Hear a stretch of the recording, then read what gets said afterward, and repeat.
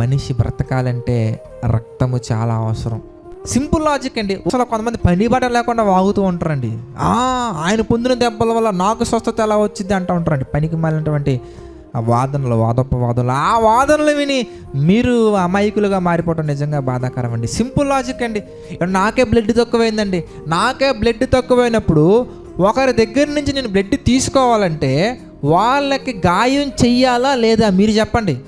సూదితో వాళ్ళకి గాయం చేసి వాళ్ళ బ్లడ్ నాకు ఇస్తేనే నేను బ్రతకగలను. అంటే నేను స్వస్థత పొందాలి అంటే వాళ్ళు గాయపరచబడాలి. శరీర సంబంధంగానే ఎంత మన కంటికి కనిపిస్తున్నప్పుడు ఆత్మ సంబంధంగా మనం ఆలోచిస్తే ఆత్మీయంగా తగిలినటువంటి మన దెబ్బలకు, మనలో కలిగినటువంటి ఈ గాయాలకు స్వస్థత, మారుని యొక్క ప్రతి గాయం మనకి స్వస్థత కలగజేస్తూ ఉంటుంది.